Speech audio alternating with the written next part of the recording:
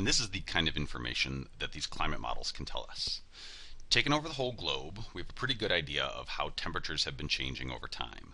But in order to really figure out what the processes are that are driving these changes, we need to break it down as a function of land versus ocean, and then as a function of the different continents, because each place on the globe changes in a different way.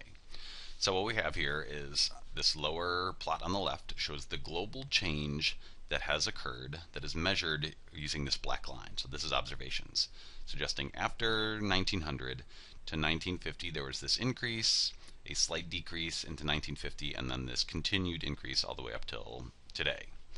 So this black line shows what's actually been observed, and the models, these climate models, effectively take all these different forcings in and calculate the Earth as though it was a mathematical model. So what we have here is the pink area are the models using both natural and anthropogenic forcings, where the blue areas are the outputs from the models that only use natural forcing. Taken on a global scale, again, we can use just these natural forcings, so climate variability due to biological activity and orbital dynamics and these kind of processes. And those models suggest that using just natural forcings, there should not have been an increase in global temperatures over the past 100 years. But of course, we observed that there was a change. So the pink models actually include this anthropogenic forcing, human effect on the climate. And what you can see is that there has been that these models produce a result that shows this increase over time. Now there's this bump here before 1950, which we'll kind of try to investigate. So this is the global, and here's global land. And what it looks like is we can describe the global land temperature change over the past 100 years pretty well. That the observations, the black line, fits well within the pink model outputs, whereas the blue shows only natural forcing. There's no way that the natural processes could have produced the warming that we've seen. And then finally over on the right we see the global ocean. And the global ocean shows an interesting characteristic as well. Here are the observations, and here are the natural forcings, the blue line suggesting that there would be no increase in temperature, actually probably a decrease over this 100 years given just natural forcings. But there is, in the pink zone, it follows along this trend nicely. Now what we see here is before 1950 there was this peak and then drop.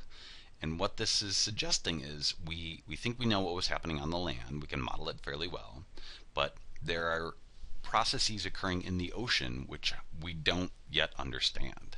And this is where we're going in terms of climate modeling in the future. We need to figure out what these ocean processes are that are causing these pretty large scale changes that we don't know how they're working.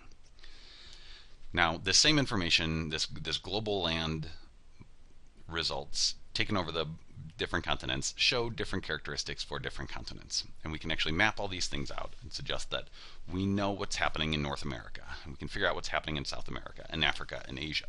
So each continent has its own set of processes and own set of forcings that are occurring as a function of the biozone and the current climate, which is primarily a function of latitude. Looking into the future, these models are how we're going to predict temperature change will occur. So this is the future modeled predicted changes as a function of different scenarios. The scenarios are how humans are expected to respond to climate change. Are we going to reduce our carbon emissions? Are we going to change energy resources? Or are we going to continue business as usual? And so these scenarios, B1, A1b, and A2 are different cases for how humans will react to climate change in the future. And what we can notice is that over the globe there are a couple of things that are occurring. First of all, that most of the change is going to occur at these highest latitudes. As ice and these polar caps melt, they expose more ocean and land, and that area just heats up way more than the rest of the globe. As opposed to in the oceans, you can see that the ocean is this big heat sink. It's a buffer, so it's able to absorb a lot of energy without changing its temperature drastically. And So these different scenarios, we don't know what's actually going to happen. The best, or currently the best models are those that are the most dire scenario. We are seeing more temperature change in the past few years than we would have ever expected even 10 years ago.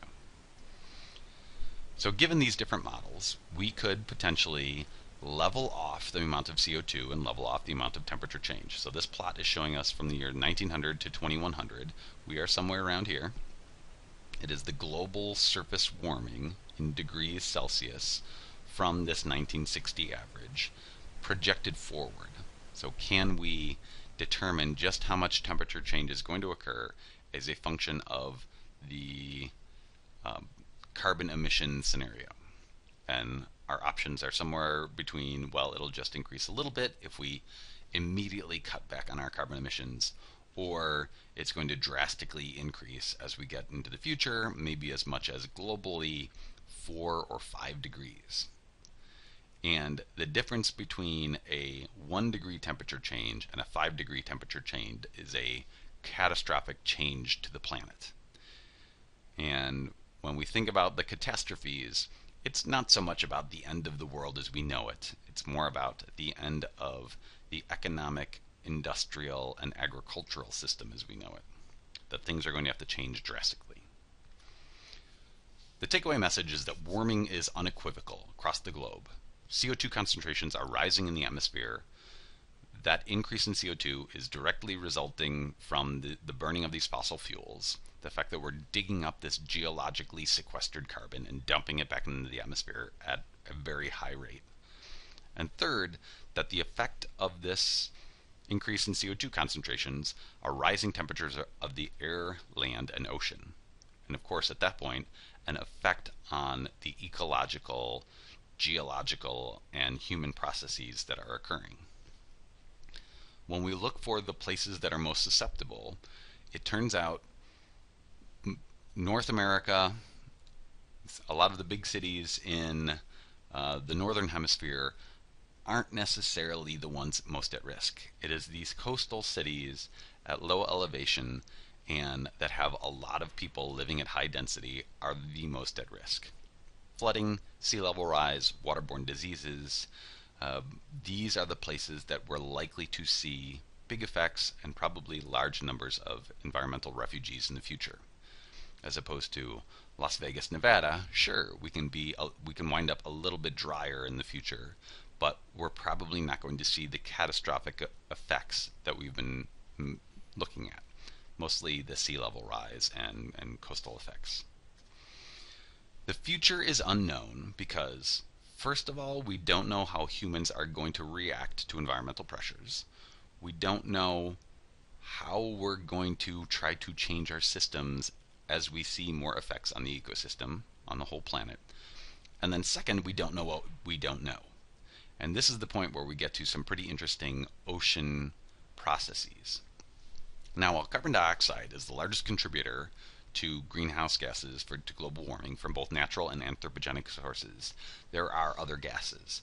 Here is a plot of the increase in carbon emissions, an increase in greenhouse gas emissions from 1970, 1980, 1990, 2000, and 2004. And you can see down here that the CO2 from fossil use is increasing over that period of time.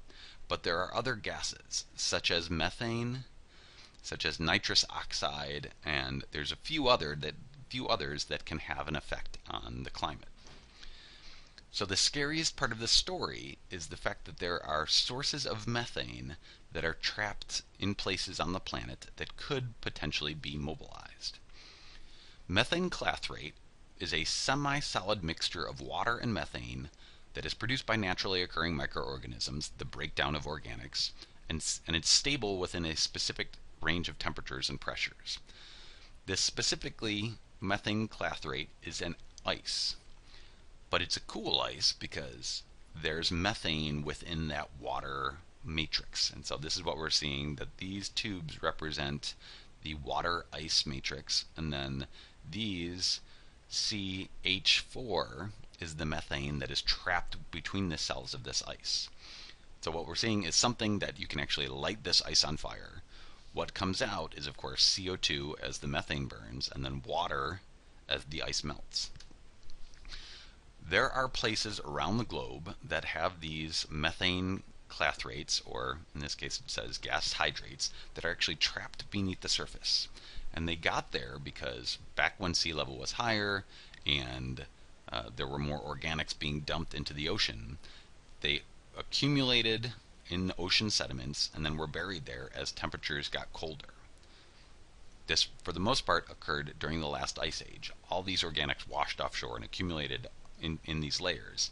They then were bound up in this methane clathrate, and what we've been seeing is recently they have been mobilizing, that these ices have started to melt or move and actually flow to the surface. And there are lots of cases of fishing boats that are dragging these nets along the bottom. They scoop up all of this methane clathrate and bring it to the surface, suggesting that this stuff is actually coming out on the bottom of the ocean.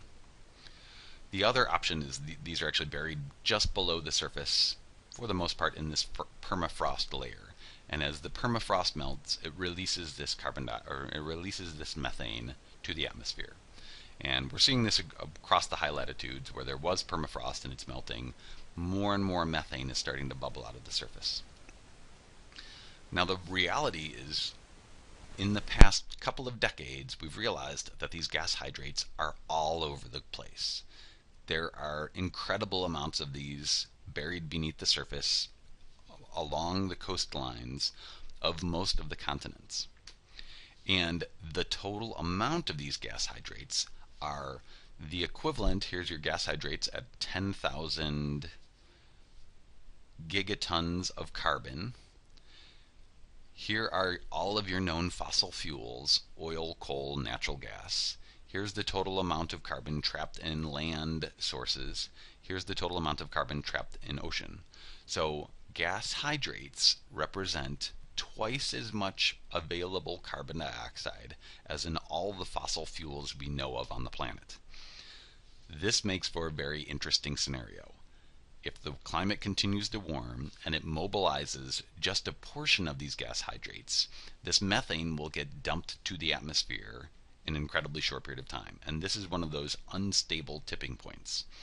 If it happens and this gas gets mobilized, we're going to see a huge influx of new greenhouse gases to the atmosphere, and the results are something that we really can't even predict at this point. So the possibilities for these methane clathrates are that it's a new gigantic fuel source. Currently, Japan is, as they're shutting down their nuclear reactors post-Fukushima, they are building systems to trap this methane clathrate as it bubbles out of the bottom of the ocean and then use it as a fuel source to run their power supply. The other possibility, of course, is that this methane gets dumped into the atmosphere and it is a radiative forcing gas. It is a greenhouse gas, so it's going to accelerate the greenhouse effect. And the third possibility is that instead of having methane getting dumped to the atmosphere, methane is 16 times has a 16-time more bigger effect on global warming than CO2 does. The best option will be to convert that methane into CO2, which means we could potentially see methane burning from the ocean, which could be a pretty scary scenario.